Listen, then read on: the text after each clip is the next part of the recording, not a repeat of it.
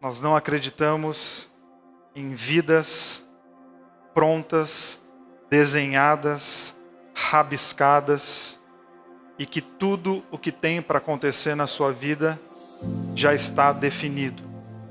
Estou dizendo isso por quê? Porque isso é um princípio de vida. Há quem pense diferente, mas a partir do momento que a gente faz uma proposta de pensar em escolhas, liberdade e decisão, a partir do momento que você se vê com o poder de dizer sim e não, e lembre, sempre que eu falar que você vai dizer sim ou não, eu não estou reduzindo a duas palavras, eu estou falando que o sim e não é um poder que você tem para lidar com a tua vida. É a tua capacidade de escolha. É uma força que você tem para definir quase que, não inteiramente, mas boa parte das questões da tua vida. Mas é exatamente isso, é lidar com o conceito da liberdade, porque a gente precisa colocar a liberdade para dentro da cabeça. Porque quem não coloca a liberdade para dentro da cabeça, para lidar com as consequências daquilo que faz, torna-se escravo de qualquer coisa. Quem não tem coragem de se assumir livre e de tomar decisões, está sujeito a se tornar escravo de qualquer coisa. Se você não decide, alguém vai decidir por você. E se alguém vai decidir por você, você perde o direito de reclamar que essa pessoa escolheu daquele jeito, porque você foi omisso, você abriu mão da sua tomada de decisão e do seu poder de escolha. As pessoas não têm que se sentir livres, elas têm que saber que são livres. Porque a hora que você sabe que você é livre, você diminui a possibilidade das suas prisões. Porque a liberdade, ela pressupõe você começar a pensar na vida. Dia a dia, você vai definir que tipo de pessoa que você vai ser. Dia a dia, você vai definir que tipo de casamento que você vai ter. Dia a dia, você vai definir que tipo de cidadão que você é. Dia a dia, você vai definir que pai que você é, que mãe que você é, que pessoa que você é, porque a sua vida é um projeto aberto. Então, ninguém nasceu determinado ao sucesso e ninguém nasceu condenado a ser um cretino. O meio influencia? Claro. A família influencia? Demais. As condições socioculturais vão influenciar muito. Tudo é uma influência. Porém, não existem coisas cristalizadas e ditas, isso será assim. Não, nós temos a capacidade da reinvenção, da criatividade, de fazer da nossa vida algo diferente daquilo que falaram pra gente que tinha que ser. Não, a gente pode se reinventar porque nós somos livres. E isso é muito bonito. Então você, acreditando ou não no destino, passa o dia escolhendo. A nossa vida é uma sucessão de escolhas. Ou seja, você acorda e começa a escolher. E depois de um tempo você começa a escolher um monte de coisas durante o dia que a gente não dá conta que é uma escolha, porque já caiu na nossa rotina e a gente nem saca que a gente escolheu, mas você passa o dia todo decidindo. Então nós temos as nossas macro decisões e nós temos as micro decisões, mas são decisões. Você passa o dia dizendo sim e não. Mas essa é a nossa condição. E eu gosto de pensar assim, por quê? Porque ser livre é uma coisa muito boa. Porque o nosso momento atual, inclusive, não precisa definir a nossa história. O nosso momento atual é o nosso momento atual. E se nós estamos insatisfeitos com ele, a gente vai lutar para que ele seja diferente. Onde a gente estava dizendo sim, a gente vai colocar um não. E a gente muda a rota.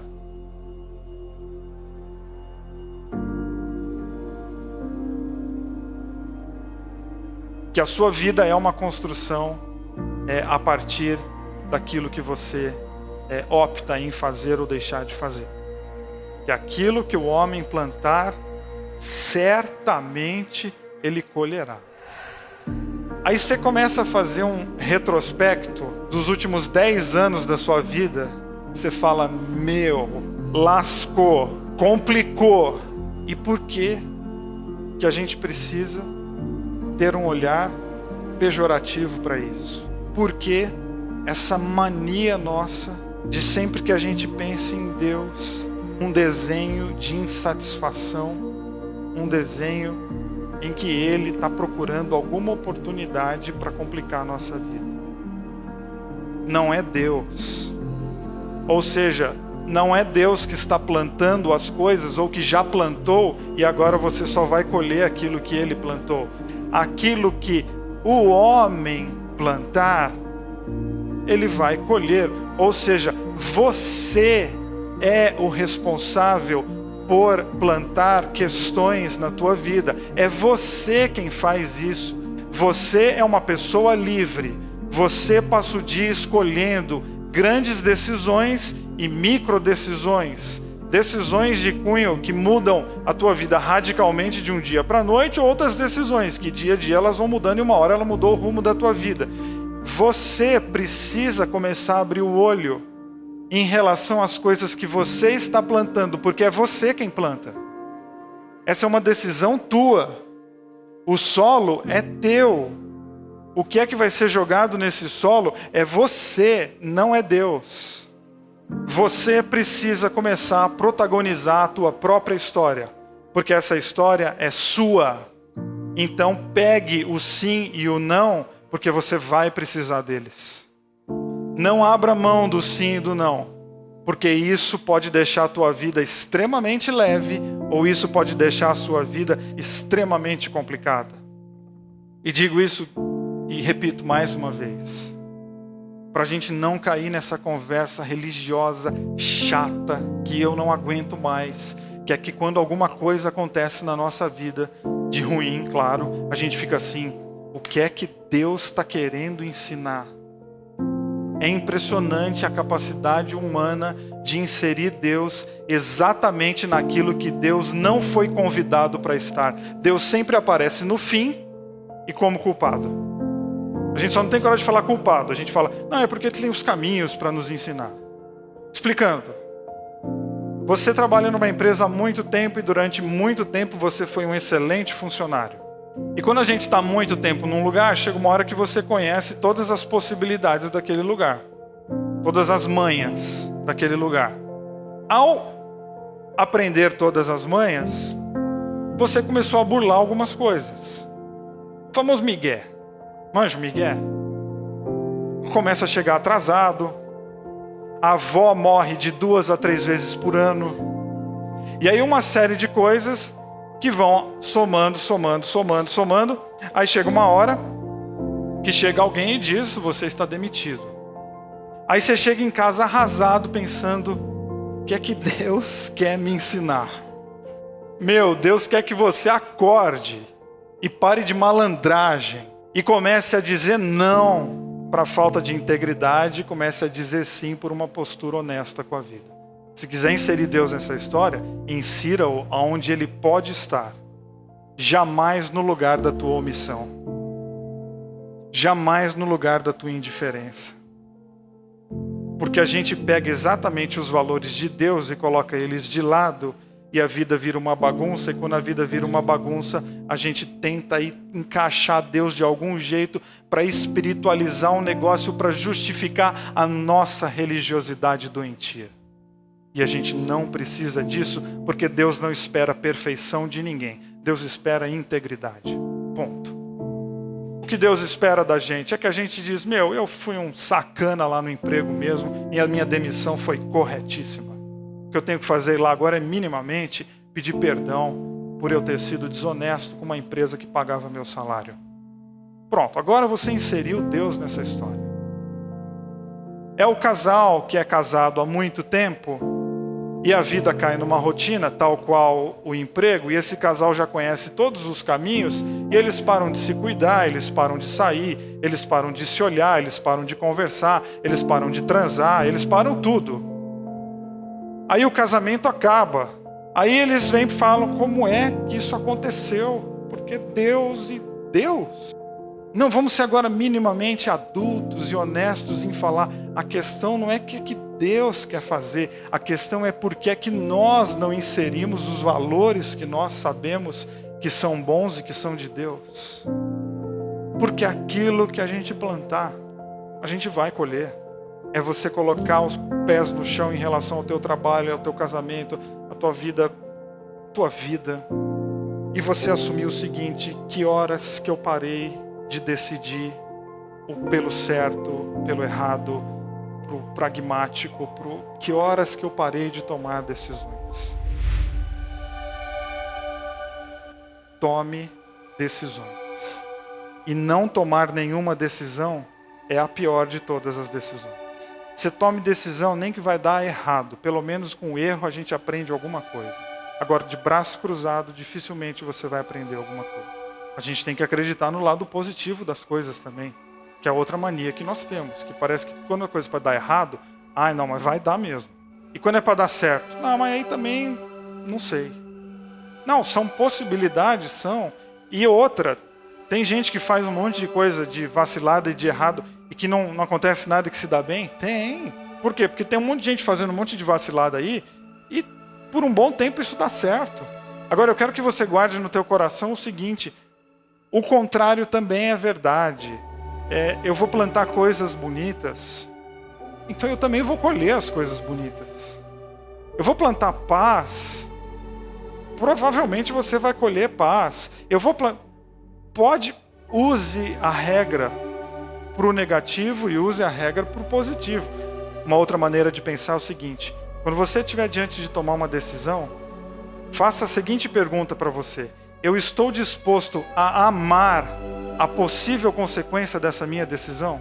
Que é isso que a gente tem que ter no coração. Você vai tomar uma decisão, você vai dar um salto, qual é o resultado desse salto?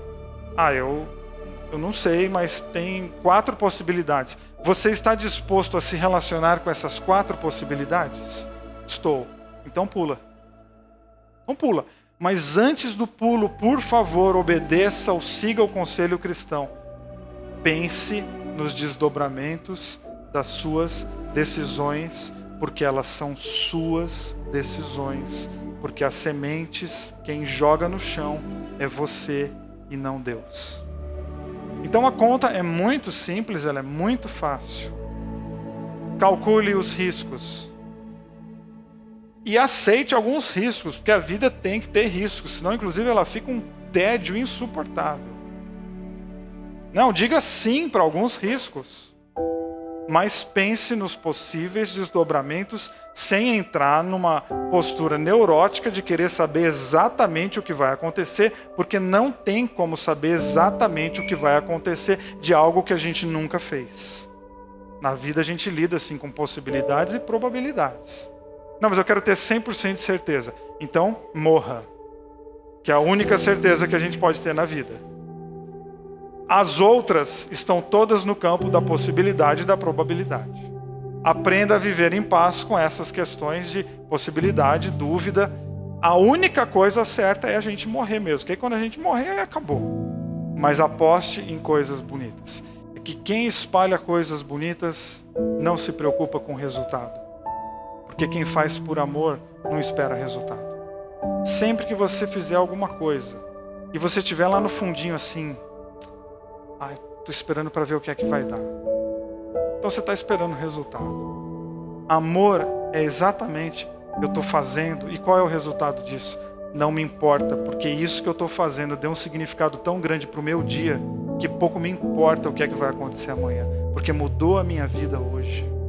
É a avó, aquela vovó que está contando histórias para o netinho, que vão se desdobrar no coração dessa criança, e quando ele for um adulto, provavelmente essa vovó nem vai estar aqui, e ela não está preocupada com o amanhã, ela está preocupada com o quê? Aquele momento com o neto no colo é sagrado demais para a gente ficar se preocupando com o dia de amanhã. Então faça coisas bonitas, porque o teu presente ganha sentido.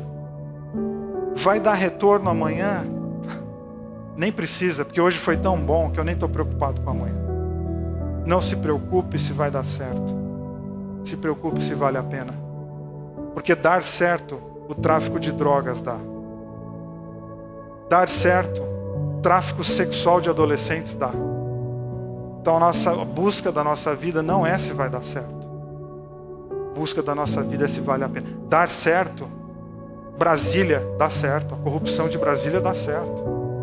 Nós não estamos aqui para dar certo, a gente está aqui para ser fiel àquilo que a gente acredita.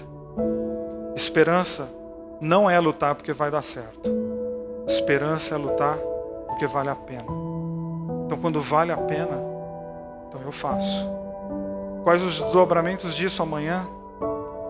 Eu não sei, porque eu não estou preocupado com isso, porque as minhas sementes são tão bonitas, elas são cheias de vida, que pouco me importa o dia de amanhã. Quais sementes que você está carregando no teu bolso? Eu perguntaria para você, que é um agricultor da tua própria vida, quais sementes que você está carregando? E isso é uma resposta extremamente pessoal. Sensibilidade para perceber os movimentos de Deus na nossa vida. E que haja em nós coragem para jogar fora aquilo que não presta. E que haja em nós amor e paixão suficiente para fazer aquilo que vale a pena. Quer isso dê certo, quer isso dê errado. Mas que sejamos todos nós, cada um de nós, protagonistas da nossa própria história, responsáveis pelos nossos atos. Deus não envia o problema, nem a doença, nem o acidente, nem o furacão, e nem os leva embora quando encontramos as palavras e os rituais certos para implorar. O que Deus faz é nos enviar força e determinação de que nós mesmos não nos sentimos capazes de ter para podermos lidar ou conviver com problemas que ninguém pode levar embora. Momentos de crise são muito comuns a todas as pessoas.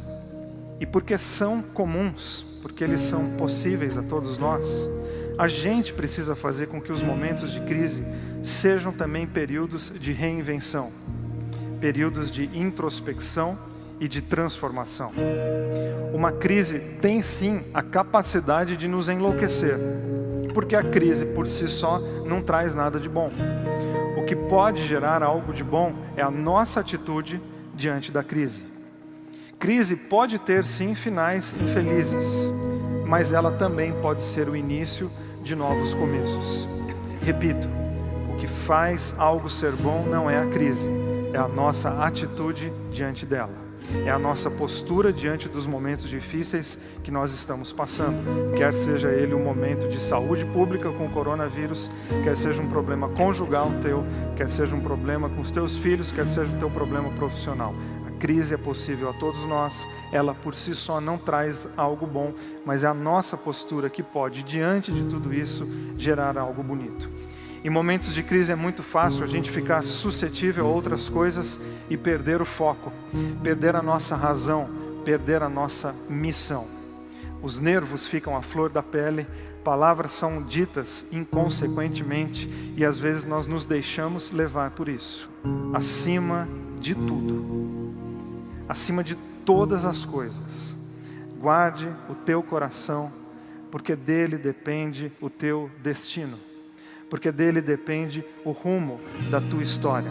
O nosso coração é a sala de controle dos nossos atos. E ele precisa estar em constante cuidado, em constante atenção, para a gente não ser levado pelos muitos ventos que inevitavelmente batem na nossa porta. E as crises, elas também têm a capacidade de mexer não só com as nossas organizações de vida, mas também com a nossa fé. Momentos como esses que estamos vivendo, fazem surgir questionamentos de todos os lados. E na verdade esses questionamentos, se eles forem esticados, eles nos ajudam a revelar a qualidade da nossa fé, e inclusive o porquê que nós andamos com Deus e o que nós pensamos a respeito de Deus. As crises revelam que tipo de espiritualidade que a gente tem e que tipo de relacionamento que a gente quer construir com Deus. E ao afirmar que Deus é amor, eu preciso levar as últimas consequências, que Deus não é um determinador, porque o amor, ele tem que ter espaço para a liberdade, para as ações dos seres humanos. Ao pautar a minha vida sobre o amor, eu estou afirmando que Deus tem desejos, Deus tem intenções para as nossas vidas, mas que Ele também respeita os meus desejos e as minhas decisões. É um relacionamento de pai, de mãe e filhos. Por isso que eu não consigo entender frases do tipo, no meio da calamidade, mas Deus sabe o que faz. O futuro a Deus pertence. Deus está no controle. São frases tão comuns nos meios religiosos. Na verdade, essas frases elas não são ditas a respeito de Deus. Elas revelam um desejo do ser humano de que Deus resolva, muitas vezes, a bagunça que nós mesmos realizamos. Muitas expressões a respeito de Deus nada mais são do que projeções dos seres humanos em relação a uma divindade. Na verdade, para o mundo religioso, a maioria dos casos, esses problemas, crises, dores, caos, eles são enviados por Deus para ensinar alguma coisa para a humanidade. E eu não consigo entender nada de mal vindo daquele que é todo bom. Não dá para colocar a responsabilidade naquele que é amor, algo que pune as pessoas. Então talvez você deve estar perguntando, mas você não acredita que Deus pode ensinar através da dor? Claro, mas isso não quer dizer que foi Ele quem enviou. Porque Deus pode nos ensinar e nos tratar em todas as circunstâncias da nossa vida. Mas nós precisamos aprender e ter uma espiritualidade responsável e emancipadora, que nos coloca na cena da vida e nos faz assumir responsabilidades diante do caos. Deus não envia o problema, nem a doença, nem o acidente, nem o furacão, e nem os leva embora quando encontramos as palavras e os rituais certos para implorar. O que Deus faz é nos enviar força e determinação de que nós mesmos não nos sentimos capazes de ter para podermos lidar ou conviver com problemas que ninguém pode levar embora. Em uma simples frase, uma mudança total de pensamento. Não é Deus que envia o problema, nem o caos, nem o furacão, nem o coronavírus. Ele é o Deus que envia um sentimento, uma força, que revela dentro de nós uma capacidade para enfrentar coisas que por vezes, inclusive, nem vão embora. Onde está Deus no problema? Na força, na resposta, na presença que nos anima a continuar a respeito do caos, das crises que rodeiam a nossa vida. Coloca no teu coração que problema faz parte da vida. Poxa, mas que coisa mais óbvia. Tão óbvia e que às vezes passa desapercebido e a gente absorve problemas como se eles fossem culpa nossa. Importante você colocar isso no seu coração, para que no meio do caos você não questione nem a vida e nem a bondade de Deus e não se sinta um escolhido para a dor. E nem sinta que o seu problema, ele é qualquer tipo de castigo ou vingança porque você fez algo fora da caixinha religiosa. Uma coisa assim é viver a consequência das nossas péssimas decisões. Outra é toda hora ficar inserindo Deus e sempre ligado à dor e à punição. A gente precisa levar as últimas consequências. Deus é amor. E os problemas fazem parte da vida. Repito, às vezes a vida se torna insuportável por causa das minhas decisões. E outras, a vida não está nem aí para aquilo que eu decido. A oração, como eu a entendo, não é uma questão de implorar ou barganhar, mas é um ato de convidar Deus para a nossa vida, de modo que, com a ajuda divina, sejamos bastante fortes para resistir à tentação e bastante resilientes para não sermos destruídos pelas injustiças da vida. Nós oramos como um convite.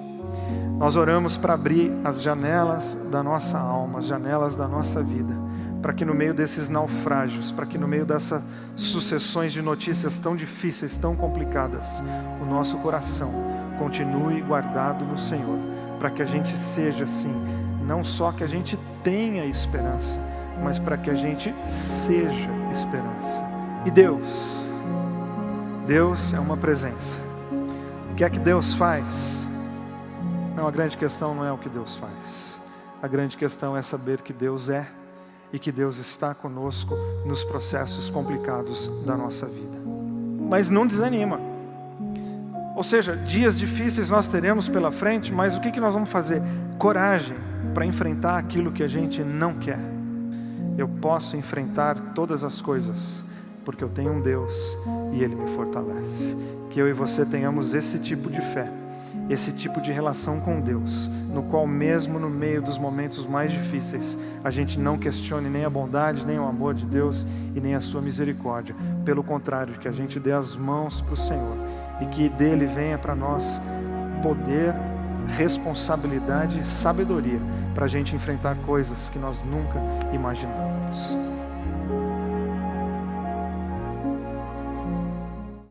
Ninguém passa pela vida sem enfrentar dias difíceis. Uma hora ou outra, as pessoas se deparam com a face cruel, ou com o que a Bíblia chama de dia mau. E dia não é um período de 24 horas. O dia mau é uma fase da existência humana. Nós passamos por isso. Não importa a sua situação financeira, o sexo, o teu passado, não importa. A vida vira e mexe, de repente ela pode se apresentar para você de uma maneira extremamente complicada. Isso não é abandono divino, isso não é praga, isso não é maldição, não, isso é a vida.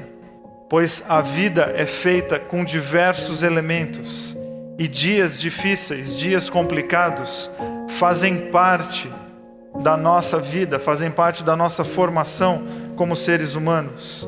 A vida não é feita somente de fases fáceis e bonitas, até porque se fosse só disso, nós nem teríamos referência para falar se uma fase é fácil ou bonita. A gente precisa do complicado e do feio para falar que algo é bonito e fácil.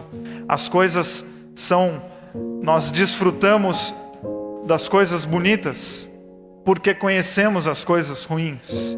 E a vida é esse baile, é essa dança em saber viver as fases bonitas da nossa vida e saber se comportar e encarar as fases complicadas da nossa peregrinação humana.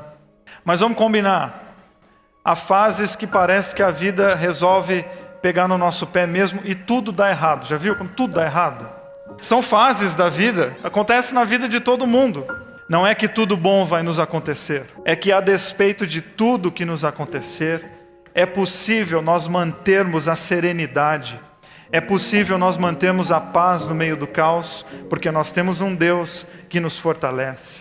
Nós podemos falir, quebrar, pecar, voltar, assumir os nossos erros, porque nós temos um Deus amoroso e bom, e a sua bondade e o seu amor conspiram em nosso favor, e Ele nos fortalece. Então não é que tudo vai dar certo, mas é que em Deus e através dele, através dos seus valores, nós podemos sim passar pela existência, enfrentar os nossos problemas e viver em paz. As coisas são muito complicadas. Juntaram-se 3 ou 4 problemas aqui e agora eu não consigo mais enxergar o céu, eu não consigo mais me orientar, eu não consigo mais saber para onde eu vou. Então eu quero convidar você para perceber que tudo errado nunca está. Mas há fases difíceis e nós não podemos negar isso. Nós podemos, pelo menos, ter algumas intuições de como a gente pode se comportar quando nós temos a sensação de que tudo na nossa vida está se desencontrando, está desandando. Analise a profundidade do problema que você está enfrentando. Porque só quando nós paramos para olhar, só quando nós paramos para perceber o que está acontecendo, é que existe a possibilidade da restauração. É só quando nós temos consciência daquilo que nós estamos enfrentando, é que existe possibilidade de vitória. É só quando você tem coragem de olhar para a vida e falar, peraí, deixa eu ver o que é que está acontecendo e por que está acontecendo. Eu estou vivendo num mar de problemas, então para e tenta perceber o tamanho da onda, porque isso é fundamental. Porque dependendo do tamanho da onda, você encara a onda. Dependendo do tamanho da onda, você volta. A gente volta. Voltar não é errado. Essa história, não, a gente tem que sempre ir para frente derrubando. Não. Quem é inteligente olha o tamanho da onda e fala, não, isso aí eu não encaro. Aí você volta. Você abre mão. Você procura outro caminho. Você tenta abrir outra trilha. Tá tudo bem. E de repente você fica sozinho no hospital, esperando alguma notícia que não chega. Tava tudo bem, mas agora você está esperando uma notícia. Com muito medo de que o resultado do exame seja o pior possível. Tava tudo bem, é verdade, não está mais. Estava tudo bem e o seu filho chegou em casa e você percebeu que ele usa, é um usuário de drogas. Estava tudo bem, não está mais. Isso é do viver. Isso não é abandono de Deus, isso não é maldição, isso não é praga, isso não é nada. Isso é do viver, é da vida do ser humano. Estar tudo bem e num piscar de olhos não está mais bem. E depois a vida está complicada e você consegue resolver, e agora nós enfrentamos uma fase boa. Está tudo bem e você é chamado na sala da diretoria, eles agradecem os serviços prestados, mas você está demitido. Está tudo bem, não está mais, é do viver. Está tudo bem, mas o seu companheiro e a sua companheira decidiram ir embora. Estava tudo bem, não está mais. Isso é do viver. Isso não faz de você uma pessoa preterida, não faz de você uma pessoa esquecida. Isso faz e mostra para você que você é um ser vivo. Porque todo ser humano está sujeito às contingências da vida, todos. Então a gente precisa do quê? De sabedoria para entender a profundidade do nosso problema e para você ter pelo menos uma noção de o que eu faço, qual é a estratégia que eu uso para sair daqui, qual a melhor maneira de eu me comportar diante de uma situação como essa. E aí você vai dizer, mas eu não quero saber o tamanho do problema, eu quero fugir. Então, fugir é sempre a pior opção. Mas eu sempre deixo em aberto que é uma opção. Porque eu sou um entusiasta da liberdade humana, eu acho que o ser humano faz o que quer da vida. Então, fugir é uma opção, a pior delas. E a mais difícil. Há um velho ditado que diz, aonde você estiver, ali você estará. Parece óbvio, né? Então, mas quem quer fugir tem que lembrar dele. Então, aonde você estiver, ali você estará. Você pode mudar para a China e os seus problemas desembarcam com você na China. Porque aonde você estiver, ali você estará.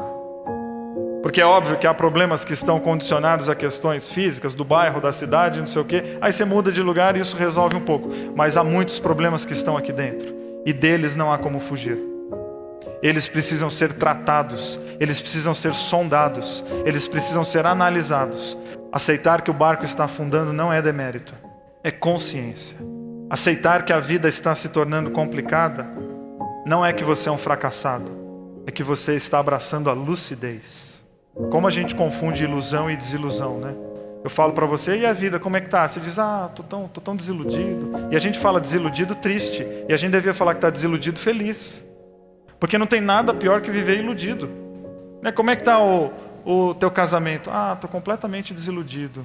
Que bom, agora dá a chance de mexer nele, então, né? A ilusão caiu. Entende? A gente fala da desilusão como se fosse, tô tão desiludido com a vida. Eu vou dizer, graças a Deus, você era um iludido com a vida. Vocês dois eram iludidos com o casamento de vocês. Vocês achavam que estava ótimo, mas estava uma nhaca. Agora vocês estão desiludidos. A nhaca pode ser tratada. Por quê? Porque a ilusão caiu. Desiludidas de que está tudo bem quando não está. Desiludido de que as coisas estão um mar de rosas e você está com a vida toda bagunçada. Então o que eu diria para você? Viva a desilusão. Derrube as máscaras que estão fazendo a sua vida parecer que está boa quando você está cheio de feridas internas e você não trata. Não é viver de uma maneira mágica, é colocar os pés no chão e admitir que existem fases que precisam ser conectadas, o meu coração com a minha vida, e só assim elas podem passar por uma transformação. Nos dias difíceis, abrace quem está por perto. Uma das características das pessoas que estão vivendo problemas difíceis é se esconder, sumir, optar pelo isolamento. E é verdade, às vezes a gente não quer falar dos nossos problemas porque a gente tem vergonha deles. Não queremos falar das nossas falências porque elas nos deixam constrangidos. Aí o que nós fazemos? Nós pegamos o nosso barquinho e a gente tenta fugir do navio e enfrentar a tempestade sozinho. Será? Será que é o melhor caminho? Os marinheiros tentam fazer isso. Pega o barquinho e é cada um por si. Cada um por si? Poxa, cada um por si é muito estranho a proposta de Jesus, que disse, ame o próximo como a ti mesmo. Não é hora de cada um por si, é hora da gente ficar junto. Porque em dias difíceis nós precisamos de pessoas. Se vocês fugirem, vocês vão morrer. Já bem disse o poeta, é impossível ser feliz sozinho. Nos dias difíceis nós precisamos de colo. Nos dias difíceis nós precisamos de suporte. Nós precisamos de abraço. Nos dias difíceis nós precisamos de pessoas que nos ajudem a carregar aquilo que sozinho nós não conseguimos. Vamos ficar juntos porque juntos nós temos mais possibilidades. Não aceite a solidão. Não passe pela solidão só. Não, jamais só. Abrace pessoas. Abra seu coração para relacionamentos reais. Já bem disse a sabedoria das ruas: quem vai sozinho chega antes, quem vai junto chega mais longe. Então você quer chegar antes ou você quer ir mais longe? Você quer ir sozinho e não ter nem com quem repartir as suas alegrias?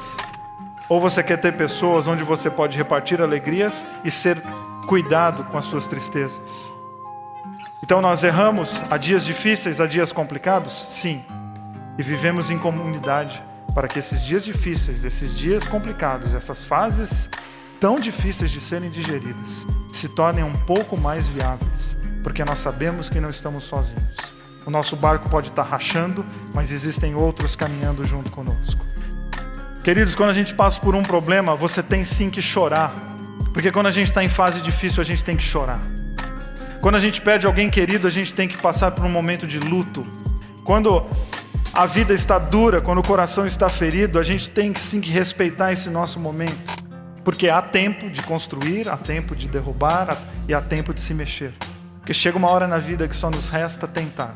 Chega uma hora na vida que nos resta se mexer. Mas na vida, por vezes, é preciso se mexer. As coisas saem do programado, as coisas saem da nossa agenda. São contingências, são variáveis do nosso existir e nós temos que estar preparados para enfrentá-los. Tempestades na vida, todos nós vamos enfrentar. A questão é a postura como nós vamos encarar isso. E o grande lance da vida não está em resolvermos todos os nossos problemas e viver absolutamente sem dificuldades, mas sim buscar em Deus condições para enfrentar as nossas questões, buscar em Deus postura para viver com qualidade a nossa vida, e assim nós seremos mais que vencedores. Problemas e lutas todos nós teremos. E aqui nós não estamos propondo nem buscando uma solução enganosa, mas uma boa postura, consciência, lucidez, para que no meio do caos você viva em paz. Você faz sempre a mesma coisa. E você quer, de uma maneira mágica, que as coisas cheguem para você de uma maneira nova. Não, se você está fazendo as mesmas coisas, os resultados serão sempre muito semelhantes. Se você está insistindo nas mesmas ideias e se você está abraçado às mesmas posturas, você vai continuar sendo a mesma pessoa. Então nós temos o hábito de fazer as coisas do mesmo jeito. E ao mesmo tempo que nós temos o hábito de repetir, resistência a mudanças, a gente vive querendo uma vida nova. E como é que a gente vai querer uma vida nova se a gente só faz coisas velhas? E tem gente que não muda mesmo, porque tem medo de mudar. E aí nós, em nome de não mudar, a gente fica repetindo hábitos familiares, sem saber se eles são positivos ou não, se aquilo vale a pena ou não, se o esforço é válido ou não, e a gente vai simplesmente repetindo. Se você está querendo algo novo, você precisa tentar algo novo. Que é uma frase super conhecida do Einstein, que é: insanidade é você fazer as mesmas coisas e esperar resultados distintos. Isso é insano.